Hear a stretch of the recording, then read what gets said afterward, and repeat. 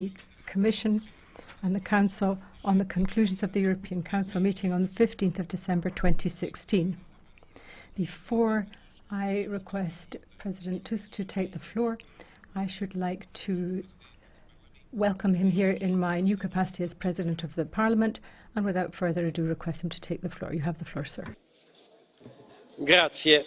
Dear President, first of all, I want to congratulate you warmly on your election as President of the European Parliament and to wish you, dear Antonio, and all the members of the House well for 2017. No one can have any doubt that it will be an extraordinary year for Europe and the European Union. Last year, we managed to make progress on migration, security and the economy in spite of the unprecedented difficulties we faced. This was thanks in great part to your hard work and sense of responsibility in responding to events. Similarly, I trust that we will rise together to meet the challenges of the next months. I would now like to briefly outline the main results of the December European Council. Leaders discussed our efforts to regain control on migration. The radical drop in irregular migration on the eastern Mediterranean route was possible thanks to our decision to get back to Schengen, to the closure of the Western Balkan route, and Turkey's cooperation. In this context, leaders stressed their commitment to implement the EU-Turkey statement, which also requires efforts from the Turkish side. As regards the central Mediterranean route, High Representative Mogherini reported on the progress with African countries. Last year, 180,000 migrants arrived irregularly to Italy. This is a situation that cannot continue. That is why Libya and our approach to the central Mediterranean route will be the key point of the next informal summit in Malta. As you know, the EU supports the government of national accord and its efforts to consolidate peace and stability in Libya. We stand ready to step up the EU's engagement to strengthen the capacity to address security issues and consolidate institutions in full respect of Libyan sovereignty. Dear members, as for Ukraine, we adopted a legally binding decision of the leaders to facilitate the ratification of the association agreement in the Netherlands. This decision addresses the concerns expressed by the Dutch voters last year. Now, the responsibility lies in the Netherlands. The ratification is important not only for Ukraine, but also for Europe's geopolitical standing and credibility. We did what we could to help save the association agreement already ratified by 27 member states and the European Parliament. Now the ball is in the court of the Dutch. On the Minsk agreement, Chancellor Merkel and President Hollande gave their assessment of the Normandy process for resolving the conflict in eastern Ukraine. The clear recommendation was that since Russia has still not implemented the Minsk agreement, sanctions should be prolonged. They are now in place for a further 6 months. The world has become a more dangerous place. Whether we talk about open conflict, terrorism, or so-called hybrid war in the form of cyber attacks and public disinformation. Therefore, leaders agreed to step up work on defence in partnership with NATO. They have also agreed to increase cooperation on external security across the board, from research to how we develop military capabilities, right down to how we conduct our missions and operations. More resources will be needed, most importantly at the national level on defence spending, but also through funds from the European Union. Your support to this work will be critical given the institutional and financial questions involved. The objective is clear. European countries should do more in the face of immediate security threats facing our citizens, and so should the European Union. Leaders also discussed internal security, the political agreement on the EU's counter-terrorism directive, which criminalises foreign fighters and their activities throughout the European Union, is a right step forward, but we need more. Leaders called for the remaining decisions which can prevent future terror attacks to be swiftly finalised and implemented, such as, for example, tougher legislation on firearms. We have called on the co-legislators to agree by June on an entry-exit system, and by the end of 2017 on a European travel information and authorisation system. This will ensure that visa-exempt travellers are screened systematically.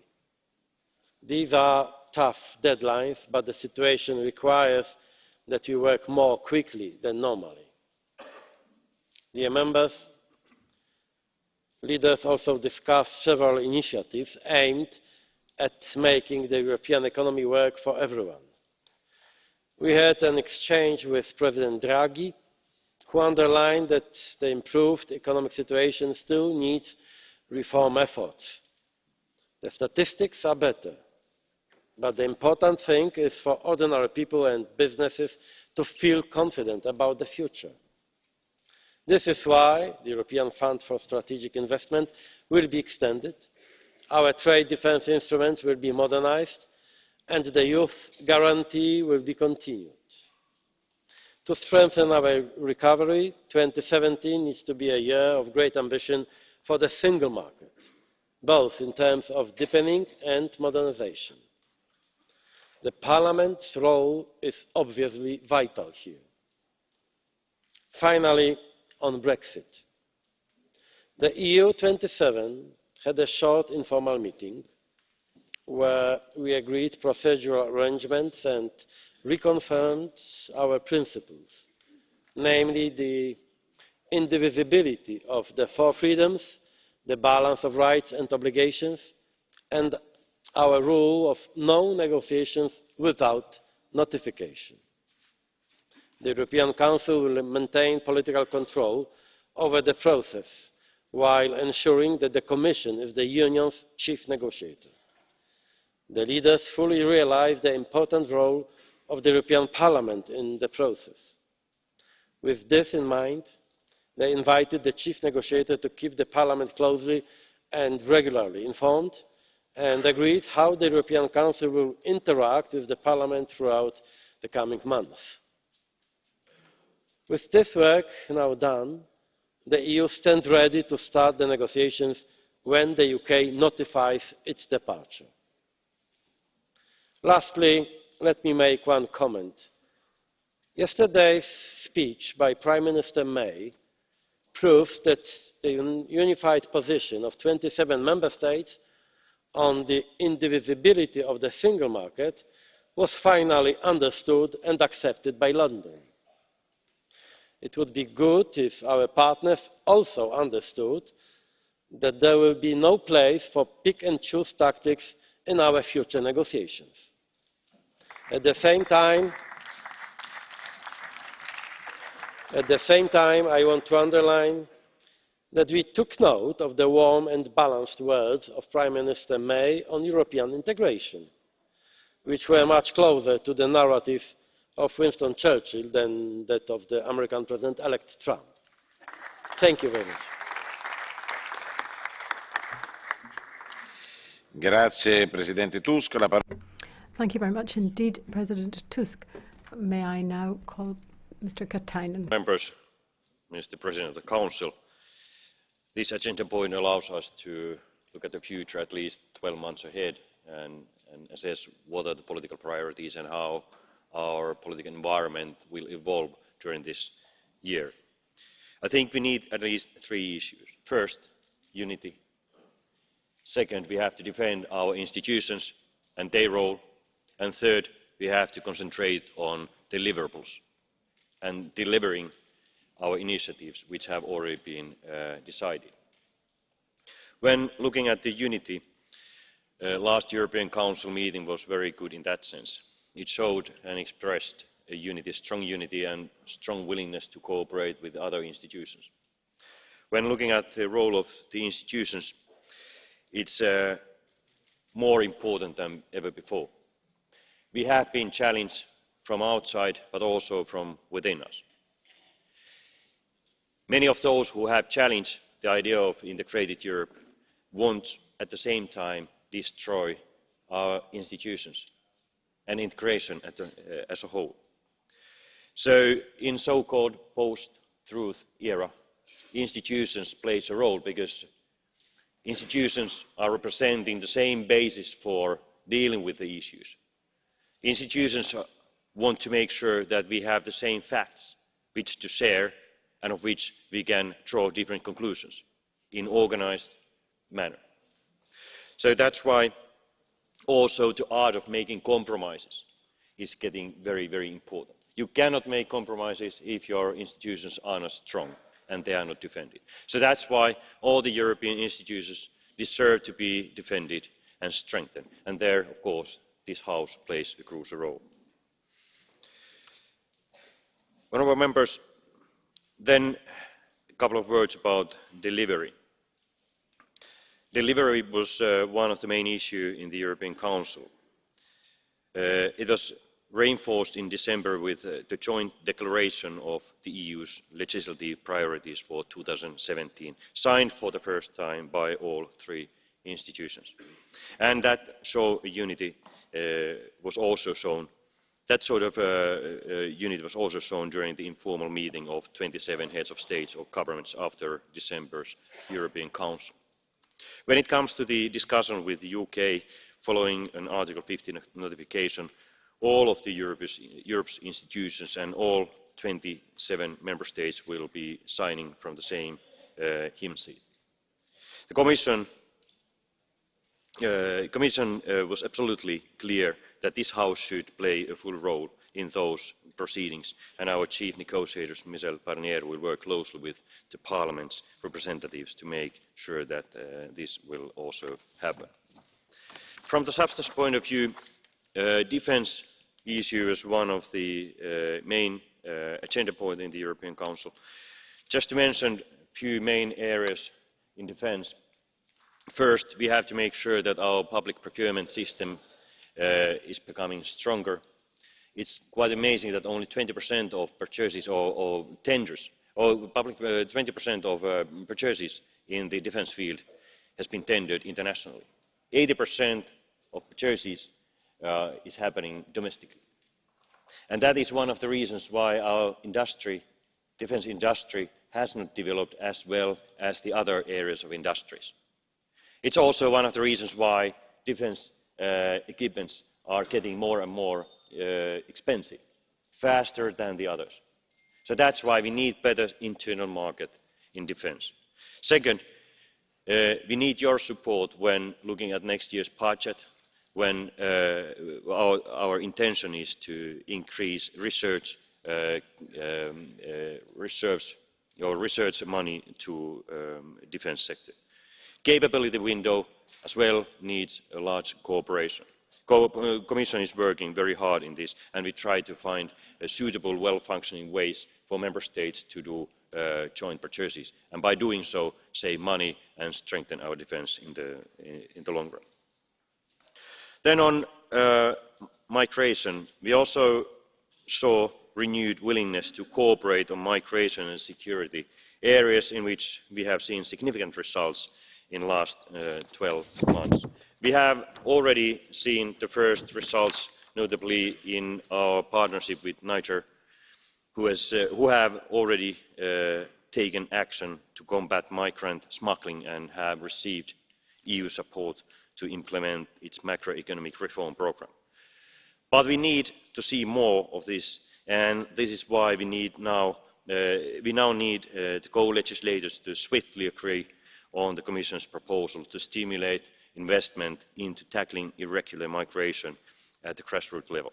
The new European Fund for Sustainable Development will have the potential to mobilise up to €44 billion to create jobs, improve social conditions and promote sustainable development where it is most needed. Finally, some words about the social dimension and economic growth. We were very happy of strong support from the Council towards our social agenda. We have to pay attention to our societies and people's resilience, especially in the time when industrial revolution will reshape our market. We have to make sure that Europeans are more resilient and our societies are more resilient, and their education plays a role. But also other ways to invest to youth are very important. That is why we were very pleased that the Council backed our youth employment initiative by accepting €2 billion increase in funding to this purpose. Also, European Solidarity Corps got some strong backing from the Council. Finally, we got also very strong support from the Council to EFSI 2.0 project. We do encourage European Parliament to take its position as soon as possible so that we could conclude this proposal by the end of Maltese presidency. And also we need your support in internal market projects, which got very strong backing from the Council. Thank you very much.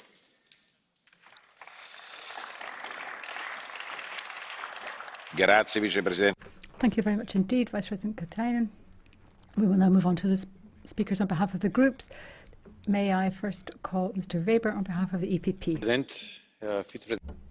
President of the Commission, Donald Tusk, Council President, ladies and gentlemen, welcome to you all. I wish you all the best for 2017. May it be a better year than 2016. Let me look back to the Council and also recent events. First of all, on the Brexit issue, we're very grateful for the new elements that have been clarified through the speech yesterday, but I don't think this provides us real clarity just yet. This idea of punishment, well, I think it's quite clear to all of us that we will not punish Britain. Nobody wants to punish Britain. There's a desire to leave the EU. Well, right now, the EU is first and foremost a common market. So there is a desire to leave the common market, but in order to subsequently negotiate an agreement, a trade agreement, which would entail rejoining in some way. So I'm not clear as to whether we really are talking about leaving or not. Now, you could talk about a future accession to the EU, but simply because it's branded the EU, that might mean that it would be rejected. We keep hearing Brexit means Brexit. And on the basis of that, we will be having heated and detailed debates, and we are not going to accept in our group that the euro will be managed largely in the City of London, if London no longer belongs to the European Union. Now, we talk about not wishing to punish Britain, but apparently this does not exclude the possibility of threats coming from the United Kingdom. There are talks of a new taxation model, making the country more competitive and attracting more investment. There's talk of leaving the G8, where we have taxation agreements and agreements on avoiding dumping. So I wonder who will pay for all this. It will be ordinary people paying the price, and capital will be left unscathed. That's what would happen if you adopt this new taxation model. I think if we could set aside all talk of threatening language and punishment, then we would be moving forward to much more constructive talks. Now, looking also at the recent developments in the US, We have an election result. We are open towards the president-elect. We have no preconceptions or prejudices, and we now bear in mind that the European Union is as large as the United States in economic terms. Now, any threats leveled against EU businesses needs to be very clear that we will support them using all the instruments we have in the internal market. We talk about taxation, tax dollars from Google and other large multinationals. So we too can ask tough questions. And I would also qualify the developments in the US as presenting an opportunity. Mexicans and others are looking with some degree of concern on the recent events, but I think now is time to relaunch a stronger diplomatic effort so that we can strengthen the partnerships that we have. And to echo what Guy Verhofstadt said earlier on today, what should we as Europeans do? How should we react to NATO being called into question, or troops being withdrawn from Poland? What should we do in the wake of a deal with Russia that would affect the rights of Ukrainians to self-determination? How should we react? Will we call emergency meetings as we usually do, or will we anticipate and prepare? Will we be mature in Europe? Will we be bold enough and confident enough? The nationalists are the grave diggers of the nation states. Only those with a European perspective will be able to protect the interests of Europe. So if the US are entitled to say US first, then we can say Europe first. Before I give the floor to Mr. Niedermüller, who speaks on behalf of the Socialists and Democrats, I need to inform the House that in the light of the fact that we need to have a vote for the questioners at 4:30, I am unable to allow any blue cards during this debate. We may be able to have some speakers during the catch the eye, depending on the time. Mr. Niedermüller now has the floor.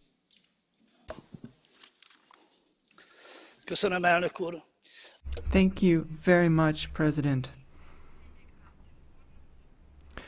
Migration, once again, is one of the biggest problems Europe is facing. And I have determined that the Council places great emphasis on beefing up Frontex. It's very important that the common asylum policy really stands in the foreground. The agency, of course, is facing a very large task, and we know the countries under enormous pressure. They should be supported, and of course the refugees should also be informed and be supported in humanitarian terms. We really have to demonstrate solidarity, and those countries not prepared to be solidarity with the other member states, they really have to face the facts. And I think it's important that the agency should look at what the rapporteur is asking for, that we really have to be prepared to take action. Thank you. The next speaker is Ms. FOTYGA. Thank you very much. Congratulations, President. It is the times of great challenges. The security of Europe, terrorism, migration, Russia's aggression in the East, and to a certain degree, Brexit. And even if we can't see definitive solutions, I do appreciate that the Council has taken up all of these issues. But I'd like to inform the Parliament about an important event that impacts the geopolitical situation in my region. After the NATO summit's conclusions in Warsaw, in my country, first American troops have arrived. We have a declaration on cooperation between NATO and the European Union, and the questions of security and deepening integration as part of the common defense and security policy require consent of the governments and unity among the member states. It is important for ensuring the security of the European Union, but it requires caution. Grazie. La parola Thank you very much, Mr. Verhofstadt, on behalf of the Liberals and Democrats. Thank you very much, President. President Tusk has said in his intervention, the world has become a more dangerous place. That's the less what we can say, because I remember that the last strategic paper of Javier Solana of 2003 spoke about the ring of friends around us. I think it's more the ring of fire for the moment around us, what we see. Putin, the conflicts in the Middle East, but merely also the new president-elect, Mr. Trump. I have to tell you, I'm a little bit disappointed about the reaction of the European Union against the leader of America, who is saying, okay, it's the end of the European Union, there will be other member states leaving the European Union. It's insane. I think that we have to react to this. What should happen in the US when European leaders are saying, oh, we think that California will break away, or Florida will break away? Immediately, I think that the ambassador of the European Union should be called on the State Department in Washington to explain what this means. So I think we have to be very conscious of the fact that this will be a turning point on the 20th of January. If you like it or you don't like it, it will be a turning point. Maybe not completely, but certainly in the way we have to look to our relationship to the US, and more precisely inside the European Union. It's now the time not only to fix the European Union, but to do a number of things that were impossible in the past. The European Defence Union, well, 5 years ago you were talking about the European Defence Union, never said, oh, that's not necessary. The reality, it is necessary, and we have to speed it up. The same about the European Border and Coast Guard. Migration crisis, you can only tackle it with the European Border and Coast Guard, not with one of 250 million euro. That's what we spend today in the European Border and Coast Guard. In America, the American Border and Coast Guard is $32 billion. That's the comparison we have to make. The same on the governance of the Eurozone, Mr. Commissioner, where the 5 Presidents report, when it comes now, how long we have to wait for a legislative proposal coming from the Commission to Council and to European Parliament? It's time to fix it. Like it is time to fix also the cleaning up of our banks. It has taken now 8 years, and we can tell they are not cleaned up, our banks in Europe. We still face problems. So my wish is also that in the Brexit negotiation, I think you are completely right, and Mr. Weber is completely right when he says no cherry picking at all. We shall never accept it. You can say, okay, I want to leave the Union, I want to leave the European Judicial Court, I want to leave the Customs Union, but you cannot at the same time then say, oh, and that little piece that interests me, and that is something that I like. No way. It's a fair agreement, what we are looking for, not a status where outside the European Union is more interested to be than inside as a member state. Thank you.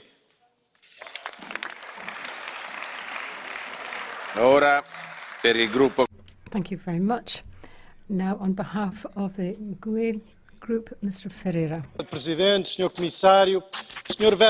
Thank you very much indeed, President, Commissioner, Mr. Verhofstadt, colleagues. The European Union seems to be in its death throes in comparison to what is happening in America. The first 15 years, we've seen how many people have lost their lives in the Mediterranean Sea.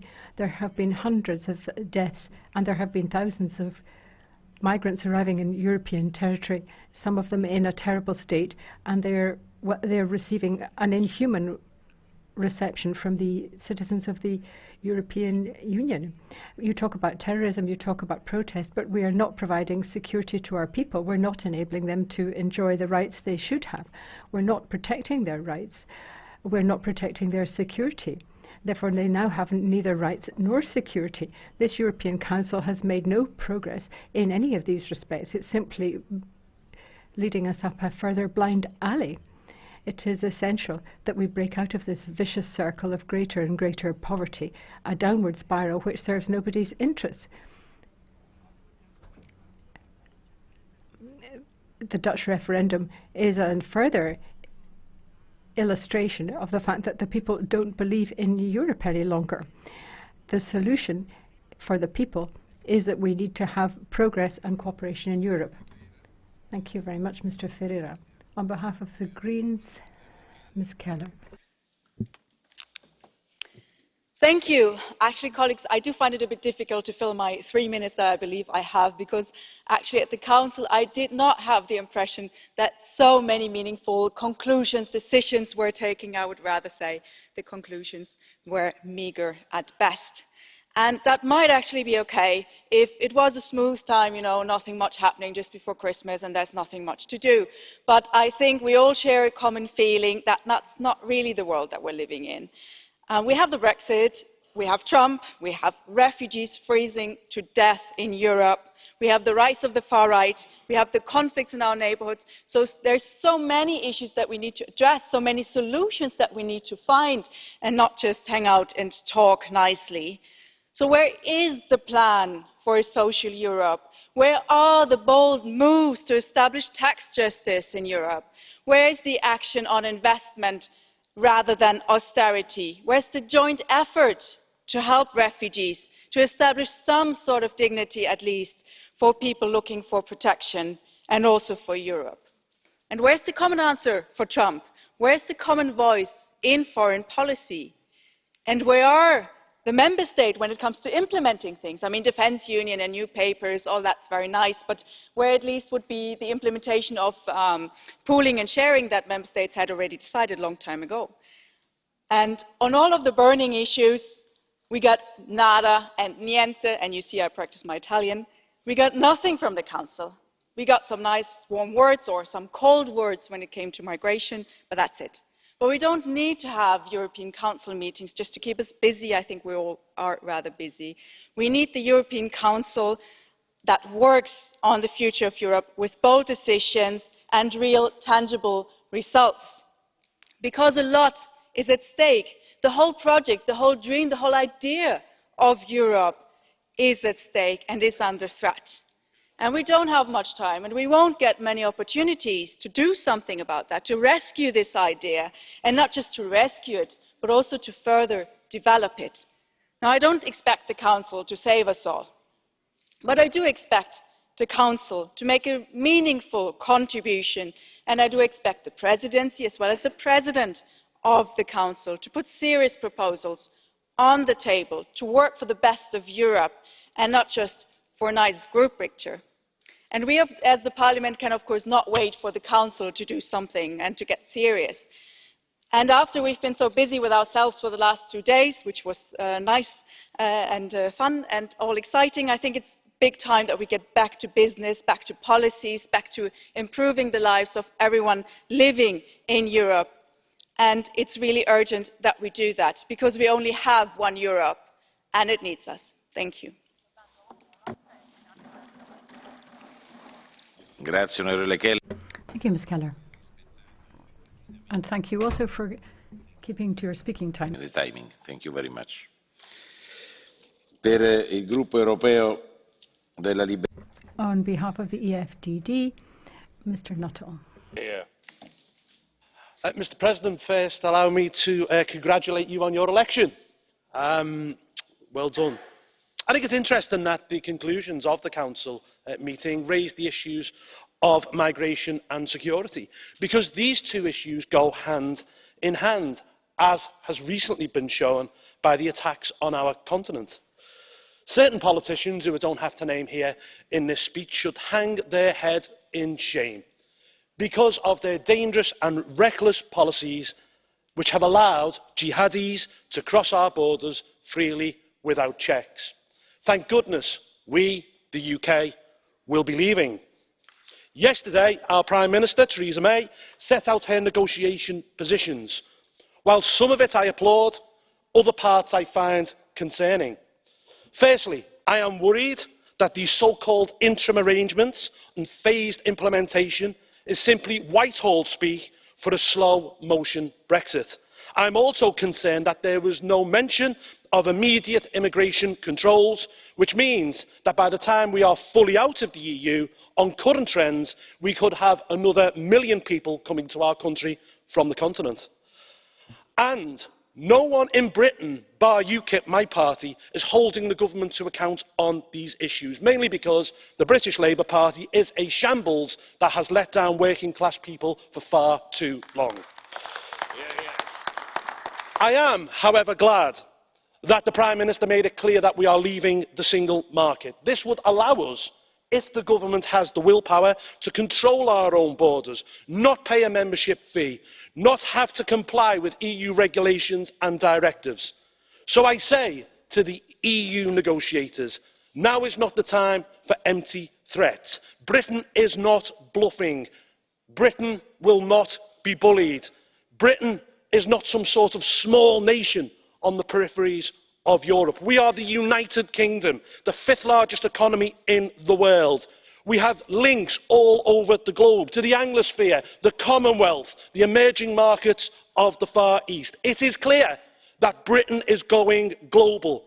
As a result of that momentous vote on June the 23rd, I believe we have a great future ahead of us. Thank you.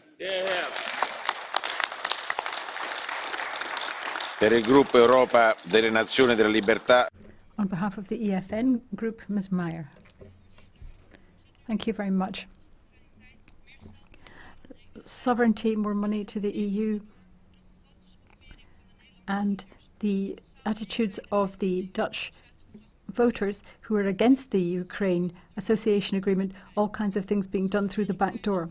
Our heads of government have reached conclusions that the Europeans need to take on more responsibility for their own defence, but the world is being turned on its head. You need to stop turning the other way and refusing to recognise that Islam has declared war on us and that the people don't agree with you. There has been yet another attack perpetrated by the Islamic State, more terrorism. There was an attack in the Netherlands, in Germany. 11 people were killed at a Christmas market. Very many people were injured. And thereafter, this individual was free to travel to Belgium and the Netherlands and eventually to Italy. Thanks to the open borders, this individual could travel with impunity throughout the whole of Europe. However, now there's another wind blowing through Europe, and it is a voice of objection to what you are doing. We want more sovereignty, we want less of your dictums, and I'm convinced that on the 15th of March, the Dutch voters will actually call you to account for what these terrible policies you've been pursuing. Thank you. Grazie, la parola ora all'onorevole Zarianopoulos. Thank you very much, Mr. Zarianopoulos.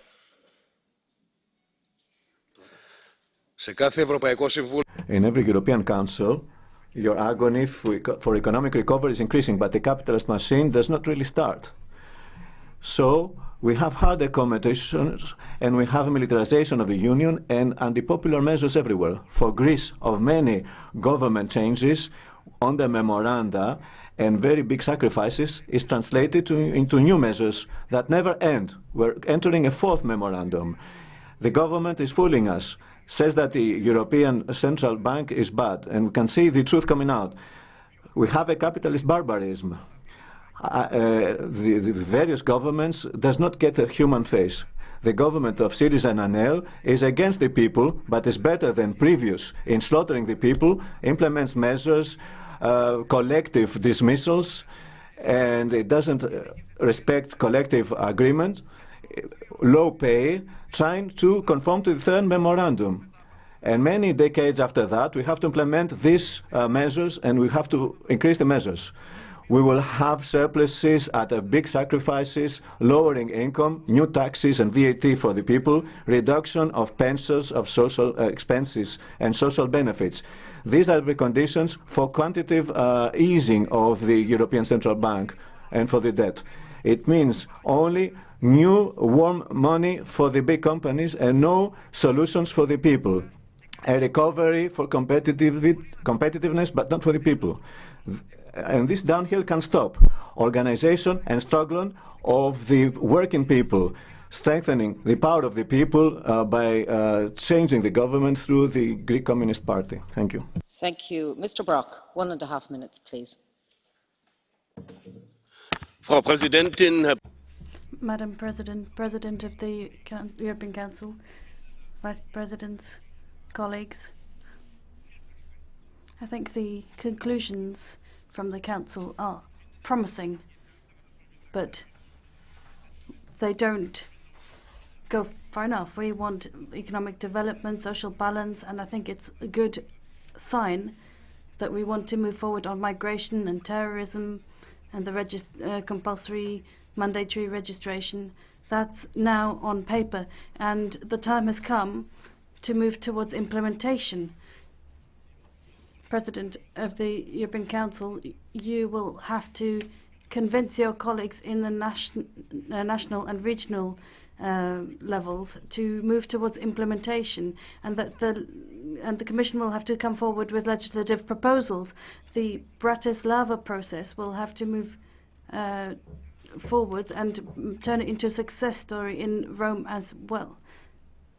If not, then we will really have a problem on our hands, and that's putting it lightly. When we look at defense policy, we have to understand that in the facing all the threats that are coming from the Middle East and elsewhere, it will not be possible unless we cooperate. If we have headquarters, if we have a permanent structure for cooperation, if we have procurement and research in this field, 200 billion are spent on the sector, and the result is negligible because we are not able to act together. If we want to be independent and sovereign, then in Europe we will have to implement all of these measures now. Mr. Fleckenstein, 1 minute, please. Ja, Frau Madam President, ladies and gentlemen, colleagues, I just have to make 2 points briefly. Firstly, I very much welcome the agreement between us and the Council on the suspension mechanism, and that now, finally, we're at the stage where the Ukraine and Georgia can enjoy the visa-free regime. I think it's high time, because, especially with Georgia, we have really had our credibility challenged. And I also welcome the fact that the Netherlands have made it possible to continue the ratification process. So now we have to look now at ourselves and say we have to speak clearer. We have to be very clear about what we mean and what we accept and what we don't accept, because I think it's very important for our voters, for our citizens, to not have any kind of false fears emerging, especially and we don't want to have any false expectations in the countries concerned. And finally, when we look at the situation of the refugees, it's very important to appeal to the Commission and the Council, but also appeal to the Greek government, because they receive quite a lot from us and they're really doing very little. And from a left-leaning government, I really expect much more. Please, for now, for 1 minute, Mr. Sulik. Ďakujem pekne. Rada opäť raz vyzýva na relokáciu migrantov v rámci. Thank you. The Council has said that there should be particular arrangements put in place regarding migrants. Now, a number of countries have actually taken quite a lot of migrants, but many countries are not prepared to take allocations of migrants and don't want to have these sorts of arrangements imposed on them. It's important that we look at the refugee camps in the north of Africa and see what is happening there. Italian authorities are seeking to get some kind of control over what is going on in the Mediterranean. But this is not an appropriate way for European security forces to be deployed. Only some few kilometers from the African border, they can pick up people who have left the continent of Africa, attempting to get to the continent of Europe. If measures could actually be taken in Africa itself, this would improve things. Madame de SARNEZ, for 1 minute, please. Merci. Thank you. At the beginning of the week, we had a surreal speech from Trump full of attacks, and I really missed a common response from the European institutions. Then came the speech from Theresa May on Brexit, which gave some clarity at least, and this means that we are now forced to look forward to reinvent Europe and redefine a stronger, more political Europe, one that will assert itself on the global scene, that believes in sustainable development, social progress, and believes in its own defense capacity, believes in its ability to react to global challenges, climate, terrorism, amongst others.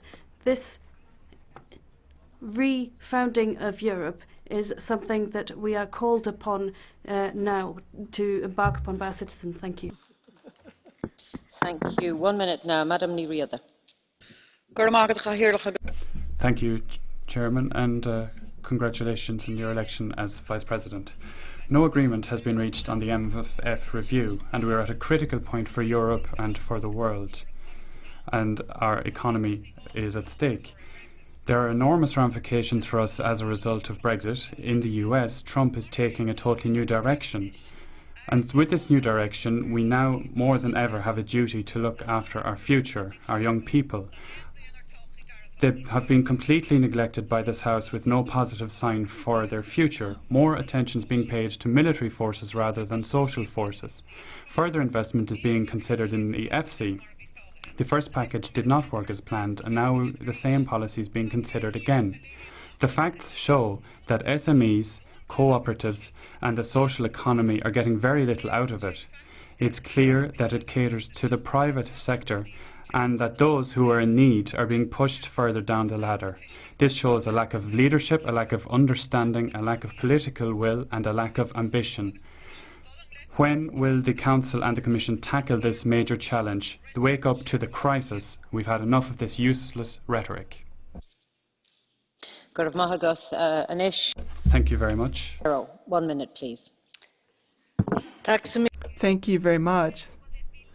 We see that the Council would also like to have more resources for defense, but it's really not money, but it's rather what do we get for our money.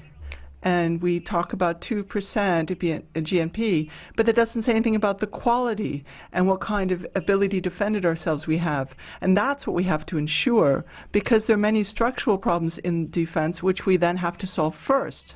And I think there are many in this Parliament who would like to see a defense union or a common army. But if that's the case, defense is still a national competence, and not all member states are member states of NATO.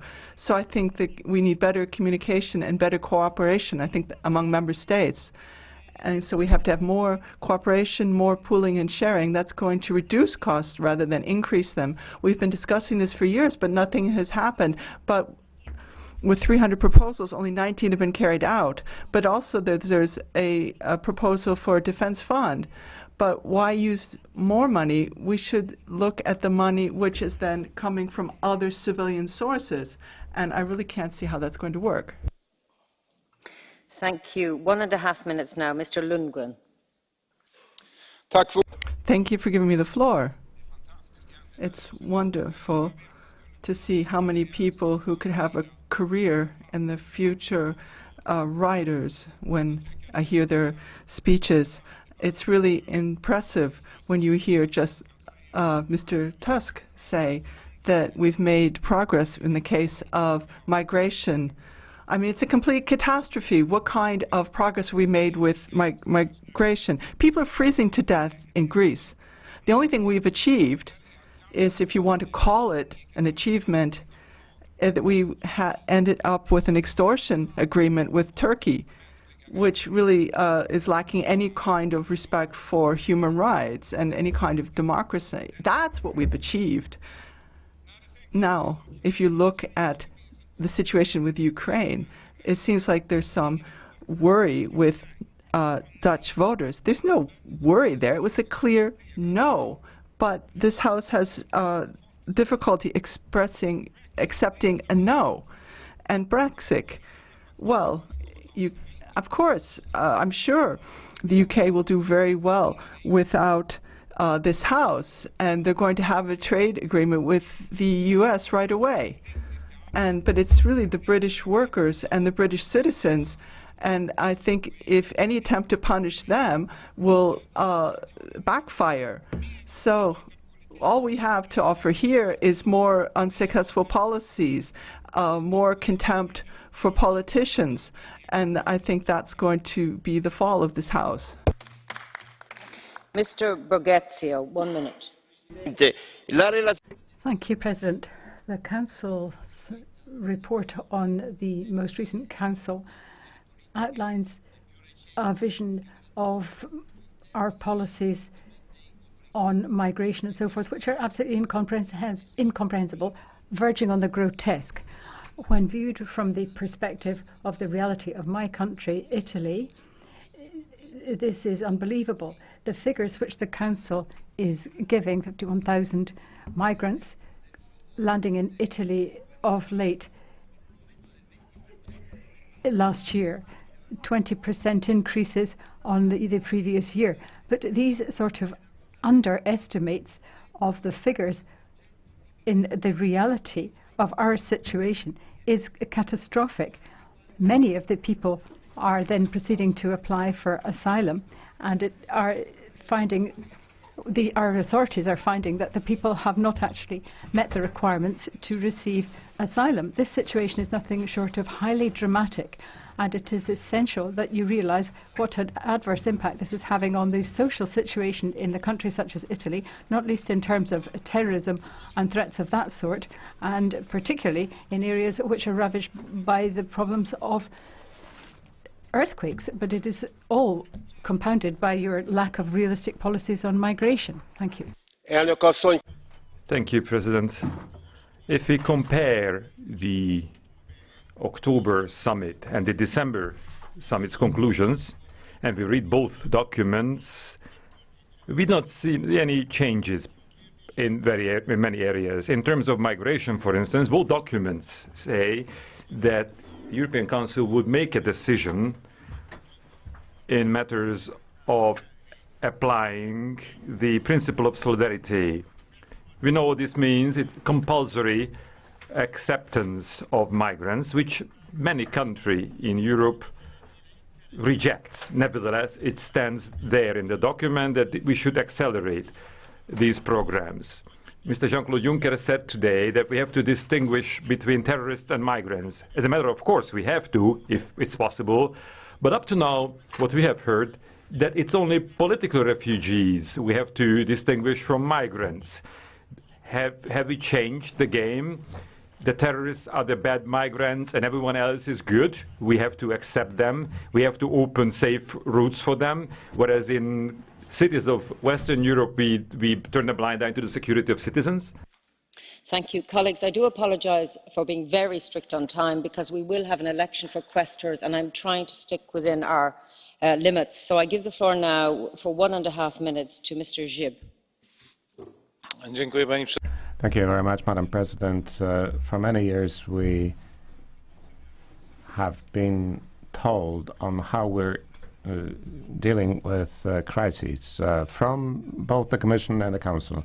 And the migration crisis has been subject of our discussions in this House many times, but it is not only a European but also a global phenomenon. And without looking at it globally, we cannot solve this problem. Therefore, I appreciate that we have an agreement with 5 African countries on migration. And in line with the conclusions, I would also like to appeal for similar cooperation agreements with other countries and other regions. And also, we should be implementing the La Valletta plan, and also plans to for sustainable development in countries sources of immigration. Also, the new presidency could try to achieve progress in cooperation with Libya. As to other issues, industrial policy should be part of our key measures, and also the extension of the Strategic Investment Fund is a good idea. Thank you. Madam Thomas, for 1.5 minutes, please. Merci, Madame. Thank you very much. President Tusk, I would like to start by stating that I regret that the conclusions have not covered a number of priorities, such as a consolidated tax base for companies and economic and monetary union. Now, some of the priorities that you have mentioned on defence, for instance, you've asked for our support, and the Council needs to be consistent. We have to look at the money that's being allocated to research. Always talk seriously about defence, and what about redeployment? Because for a lot of we can't avoid the question of the budget. The same is for the young people. I mean, it seems that there's unanimity on that, but when we talk about the budget for this, now, the Parliament got 500 million, but at the same time, the Council was trying to improve that this would be right up until the end of the financial framework. And the gaps in the budget are huge. The Council is making more and more commitments, but tightening the purse strings at the same time. We cannot cut off the budgets to Member States. We have to make sure that the Council talks about own resources. The Monti Group has just published its report, and the Parliament is preparing its position. And it will be very strenuous, and I want to ask you, when will the Council give its position on the Monti report? And it should be before the end of 2017, because this certainly will be at the heart of the negotiations for the next multiannual financial framework. Thank you. See, for 1 minute now, Mr. KRASNODęBSKI. Thank you very much, Madam President. I do understand that the decisions taken by the European Council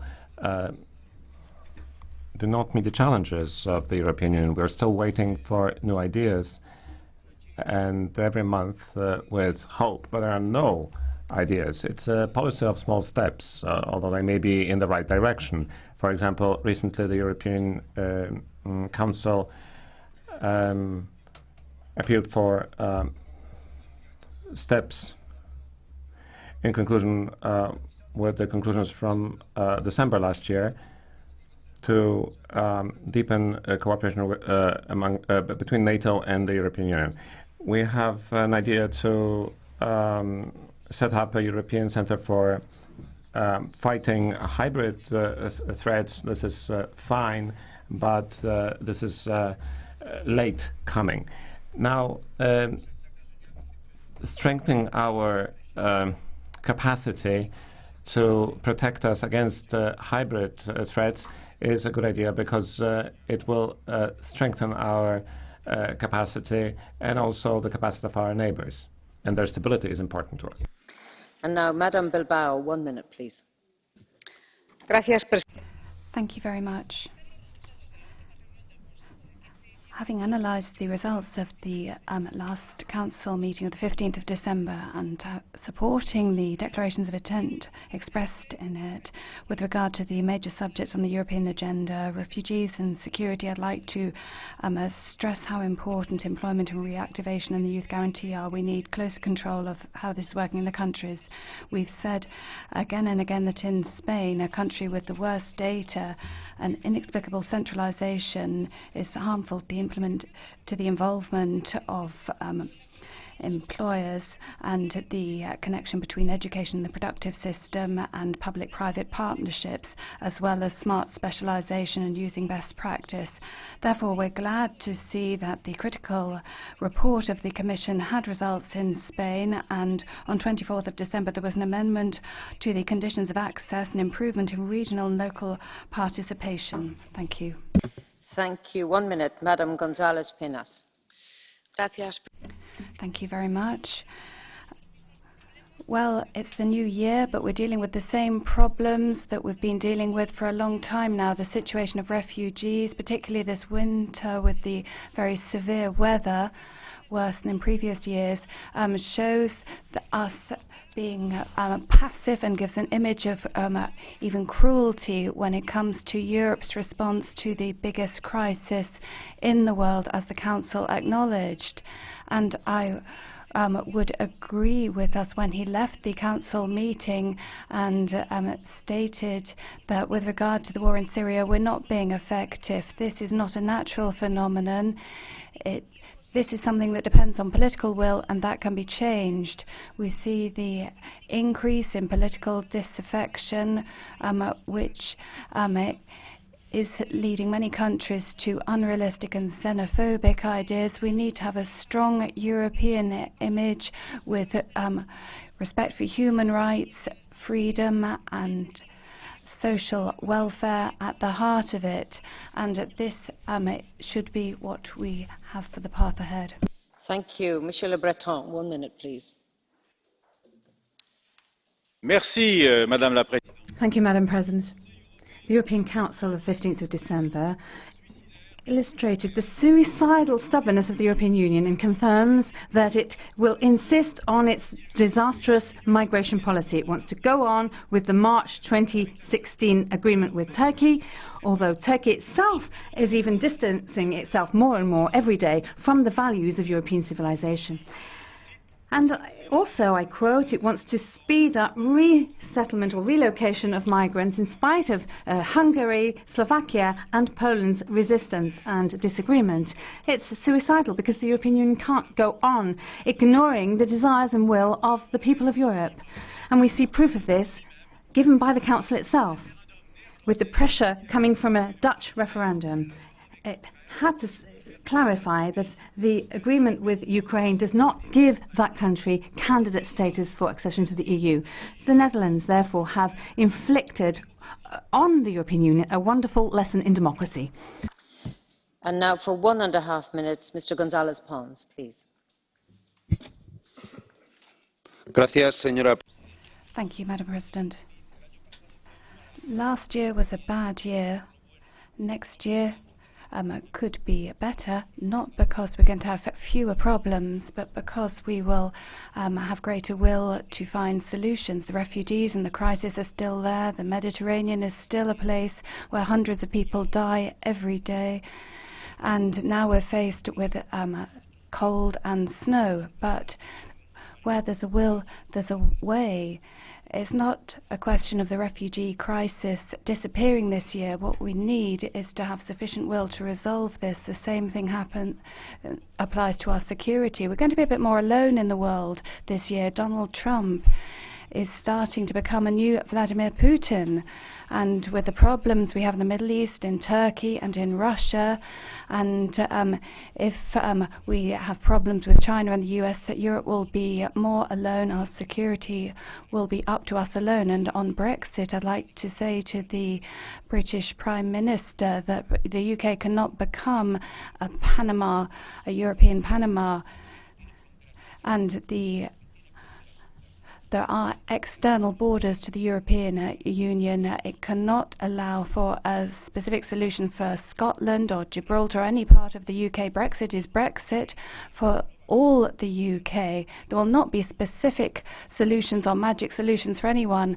Let's make 2017 a better year, not because the problems will be fewer, but because we will have a greater will to resolve them. Now, Mr. Horia Atondo, for 1 minute, please. Sí, gracias. Yes, thank you. President, in the December agreement, there were two important things to my mind. First of all, a pragmatic, intelligent way of dealing with the Dutch referendum on Ukraine. I think that's very important, and progress has been made on security and defence ideas.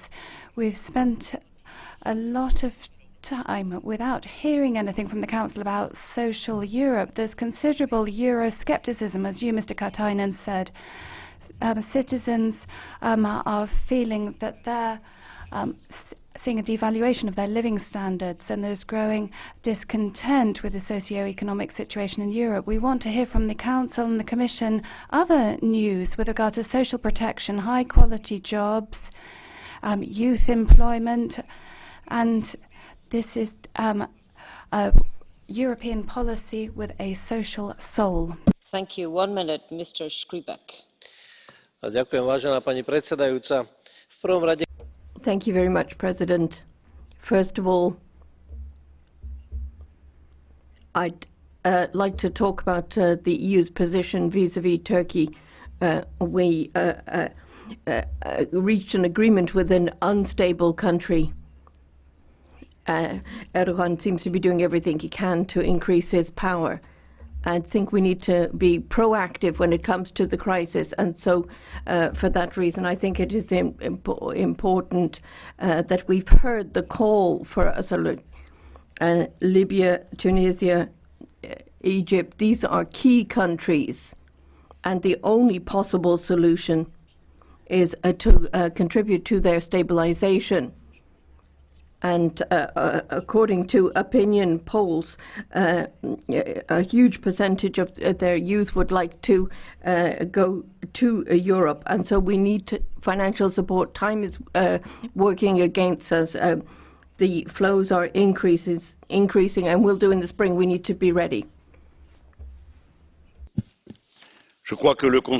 I think the Council of the 15th of December has made the world more dangerous in view of the violence that is being encouraged. In terms of migration, you've decided to tackle controls at the borders of arrivals, and we've also have to point out the people in Turkey are responsible for the situation, and Libya. But there are also absurd, irresponsible actions. You are also talking about an agreement on Ukraine. The people there last year said they didn't want that. Basically, on Brexit, you're proposing a Europe of a war against Russia. We said no to the European Community of Defence, and you're just dreaming if you really think that nuclear deterrence and dissuasion are going to be part of your very confused logic. All your pro-NATO and pro-Atlantic statements are completely obsolete, because Mr. Trump's program as of now is that China and Europe are his adversaries. And if you want to strengthen Europe, try looking at the people, try uniting the people through social progress and a vision for the future that is more than simply war and finances.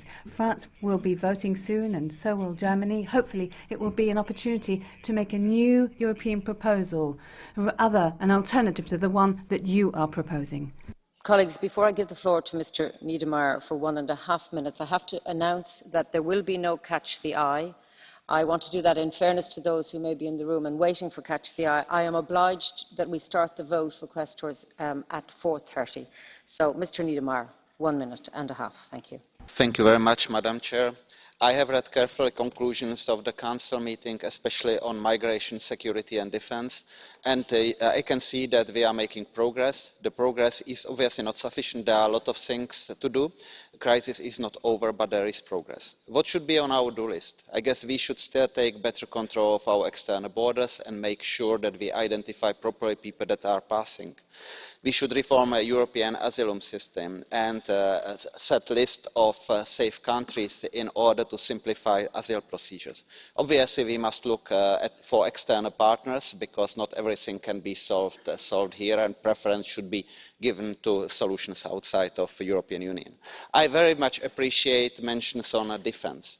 We must increase, most of the countries must increase their expenditures on defence, not just to spend the money, but increase our ability to defend ourselves, and also be a valid and responsible partner in the NATO for countries that are a member of NATO, and not a free rider.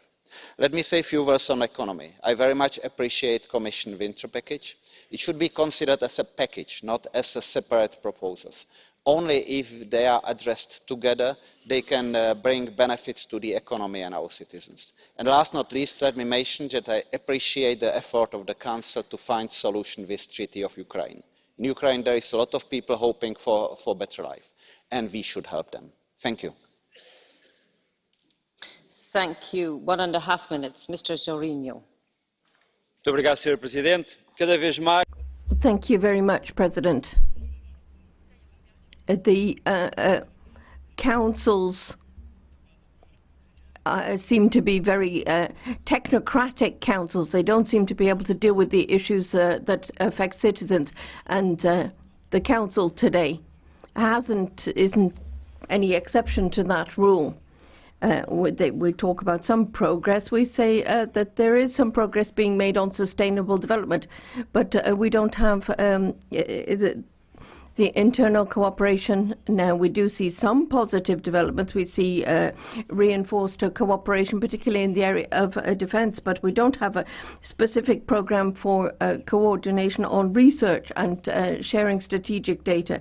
Now, in terms of development, the successive repetition of good ideas, good intentions, does not make it possible for us to come up with solid methods of funding, which make it possible to implement the projects that we want. We are about to celebrate the 60th anniversary of the signing of the Treaty of Rome, and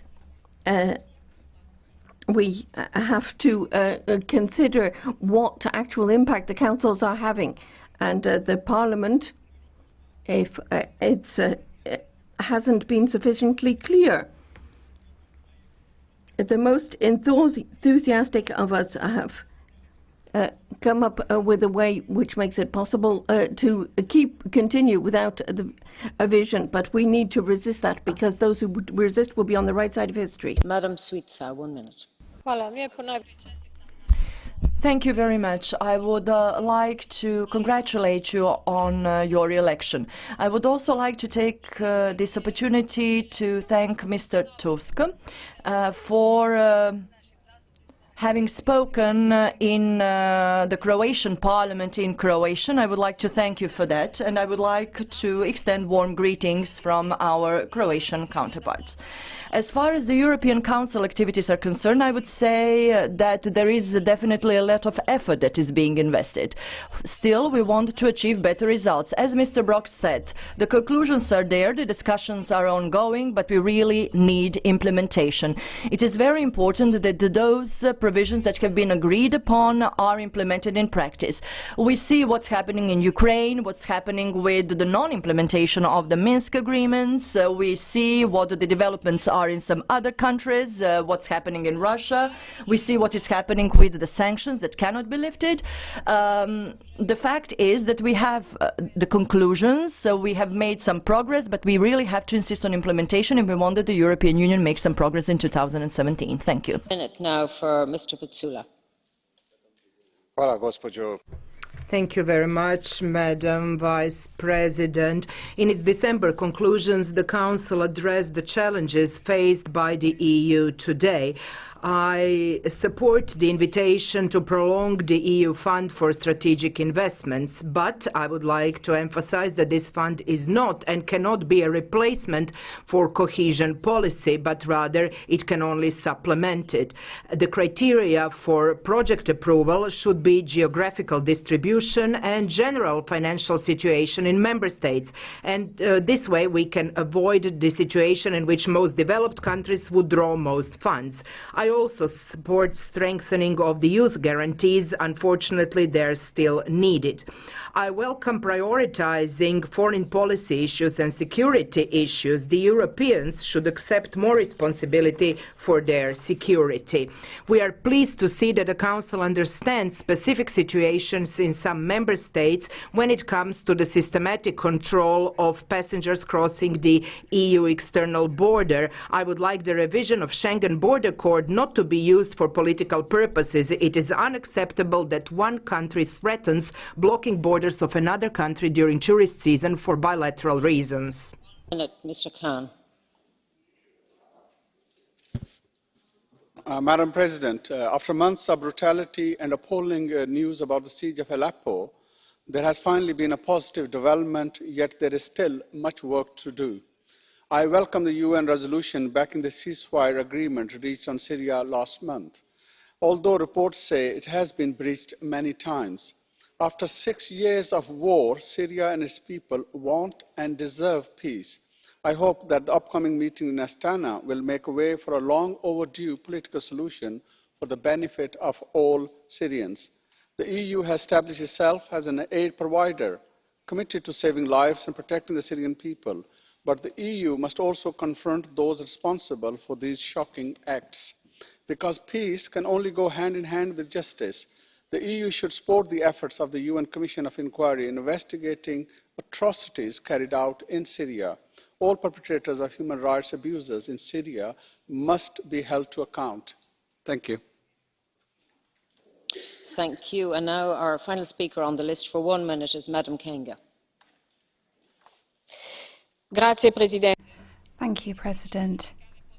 It's difficult to give a positive judgment to a council which focus mainly on migration issues, particularly in the light of everything that's happening on the external borders of Europe. Thousands of people are stuck in freezing circumstances between Greece and Serbia in a terrible humanitarian situation. And last December, the member states renewed their commitment to support member states on the Western Balkans route and increase efforts for relocation, particularly of unaccompanied minors, and resettlement as well. And this it's not just a question of triggering off a mechanism when a member state is overcome. Solidarity, flexible solidarity is the principle set out. I think we need a summit looking at specific acts of responsibility for a situation which needs to be dealt with in a holistic way. Thank you. And I now invite Commissioner Katainen to respond. Madam Speaker, congratulations for your re-election. Honourable members, many members painted the future of ours with quite dark colours. Many honourable members also referred what President-elect Donald Trump said or what the others have said. Our thinking is that let's not let the others to define what Europe is about. Let's not the others define or tell where we are going to. It's our own responsibility to take this union, take this continent to the direction we want to develop it. Actually, very positive statement of this week was coming from Germany, where Chancellor Merkel said that Europe's fate is in our own hands. This is something we all must remember at the moment. Let's not pay that much attention what the others are telling about us. Let's do our own future. In times like this, someone should represent the voice of common sense and responsibility, and that's why our institutions play a crucial role. It might be politically interesting to comment on the other people's speeches or statements, but we have to concentrate on delivering issues which will reshape our continent and our union. Even Prime Minister May has said that she does not hope the other countries to follow UK's example, because according to her, strong EU is important to UK. If you have a look at the latest Europarameters, our citizens are showing very strong leadership at the moment. There are many people who think that the EU should have bigger role in counter-terrorism. EU should pay more attention to defence. It should pay more attention to social justice and equality. Many of our citizens think that the EU should play a bigger role in energy policy and, of course, in the fight against climate change and, of course, in migration issues. If looking at our ambitious agenda of today, for instance, our latest proposal on services internal market, digital internal market, energy package, low carbon mobility, circular economy, border control and defence, it's fair to say that Europe will be more closely integrated in 5 years' time than it is at the moment. And this is only because of pragmatic approach. We have to do things which will reshape Europe to be more prosperous and secure. Finally, a few issues on EFSI. There were some mistakes presented in today's debate. Somebody said that EFSI hasn't achieved the goals which was set to it. On the contrary, so far EFSI has financed operations in 28 member states in worth 30 billion euros. This will mobilise around 164 billion additional real investments on the ground. As part of these 30 billion, there are 250 agreements between EFSI and intermediary banks in various member states, which will mobilise financing to 380,000 European small and medium-sized enterprises. So EFSI is doing what it should do, and that's why it's very important that the Parliament also would conclude its internal work with the EFSI 2.0 proposal. Thank you very much. Thank you, Commissioner, and I now invite Mr. Tusk to take the floor. Thank you. Just two short remarks. First of all, I would like to thank you for clear and wide support when it comes to our common future strategy for the Brexit negotiation, and I think it is very important as a signal not only to our public opinion, also to our 27 member states. And yeah, I think maybe this is one of the most important things today, to show that we are really united when it comes to a Brexit strategy, also among institutions. Thank you. I think it was a really important signal. Secondly, I've heard some suggestions here that we have to, as institutions, to react to the latest interview of the American President-elect. But I am afraid that we will have too many opportunities to comment on the words of US President and no longer President-elect Trump. I'm afraid that it will be our daily work. Thank you. Thank you, President Tusk.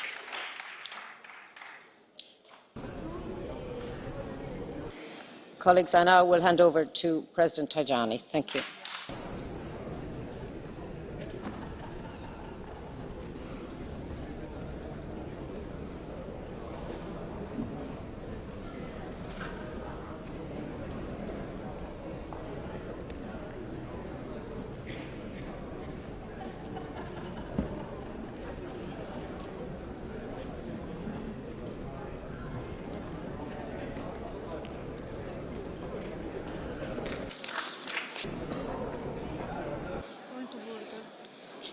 Allez-y.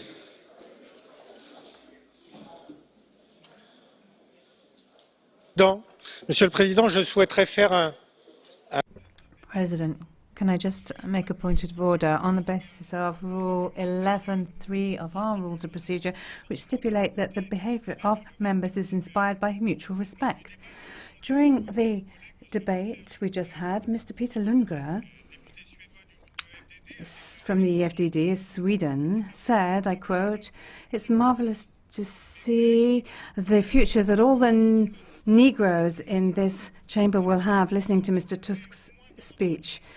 At least in the French translation of what was said, this is insulting and racist in terms of its view of society. Could you please examine the possibility of taking action or sanctions as a result of these utterances which have no room in this particular chamber?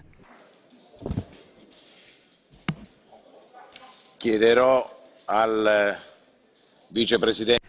I will ask the Vice President who is chairing the sitting what happened, and I would like to have the original text of what was said, just to make sure that there were no problems in the translation, though with all due respect to our interpreters. If any rule has been breached, we need to be sure about that, so I will talk to the Vice President and ascertain what happened, and of course I will ask the member what he said. So thank you very much for pointing this out. We will have to check up on all of this.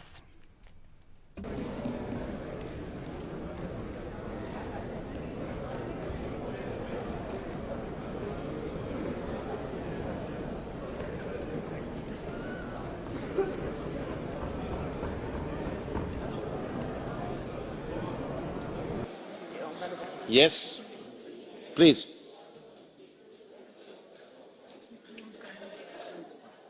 You have the floor. Jag är ledsen, men det där ordet sa jag aldrig. Jag sa författare. No, I did not use the words that you have just said. I was quoting an author who writes books. That's all I did. And so the accusations which are being made against me are incorrect. Onorevole, come ho detto, io... Well, sir, I made a commitment with the entire Parliament that every member would be respected and there wouldn't be any punitive treatment towards any individual. I said that we would investigate what happened and look at the verbatim record in your mother tongue, Swedish. We'll check whether there was any misunderstanding, and we will ascertain what happened. If there was a mistake in the interpretation, from what you're saying, it would appear that there has been some misunderstanding. So I do not have any preemptive judgment here. I will make sure that there is an investigation. We will look at the original version rather than the translated one. If it was a misunderstanding, no problem. Fox. Mr. Fox. Thank you, President. I understand that 5 candidates have been elected for the 5 vacant positions of Quaestor. Are we going to hold a vote on ranking those candidates? And if we are, will we use the same voting method? In other words, a minimum of 3 votes. My group have made inquiries of the services and they have not yet received a reply. Could you confirm that at an early stage in case we need to change the voting list? You mean for the Vice Chairman?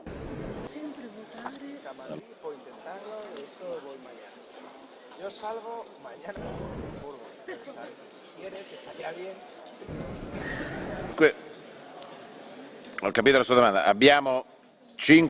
Right. We have 5 candidates for 5 posts. So 3 preferences need to be stated. Please, you have the floor. Tell me whether Catherine Bearder from the Lib Dems and the Audi group is standing as Quaestor still. Is her name put forward? Is she standing? Can you tell me? Right, there's some serious allegations in the British newspapers, in The Sun to be precise, Catherine. Pure greed.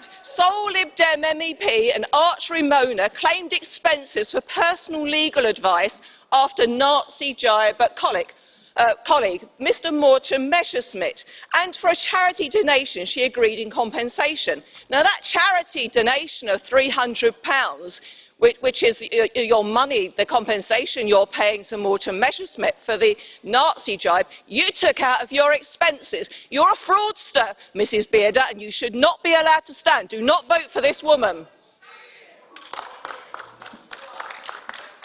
Allora, un attimo. Just a moment, please. Ripeto, quando si Let me repeat, when accusations are made, you need proof. You can't just rely on a newspaper article to accuse someone. Sit down, please. Sit down, please. Sit down, please. Io sono stato in silenzio quando lei ha parlato.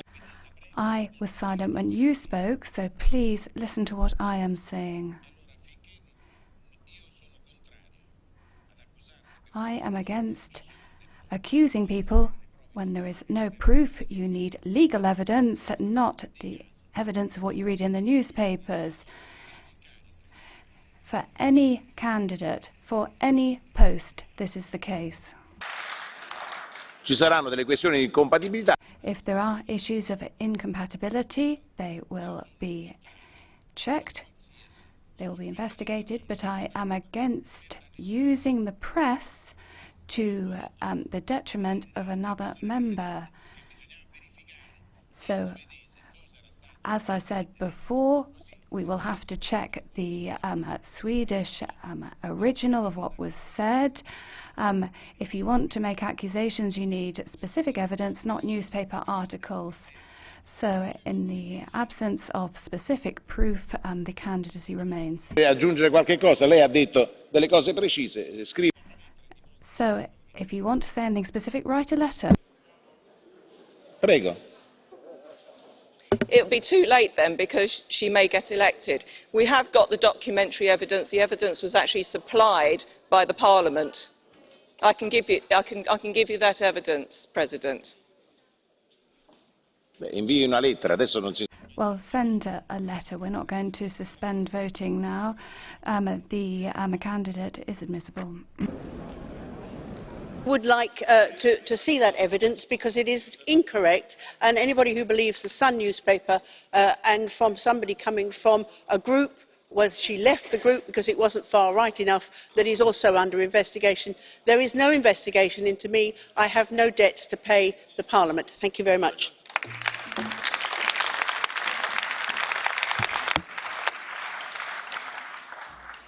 Ho detto che per quanto mi riguarda... I've said that as far as I'm concerned, your candidacy is admissible.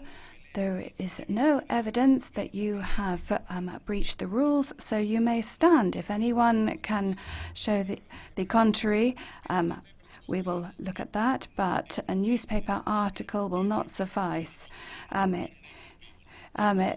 We have the burden of proof. If you accuse someone, you have to provide evidence. It's not the accused person who has to defend their innocence, and this is a principle of law that I wish to defend in this House as well.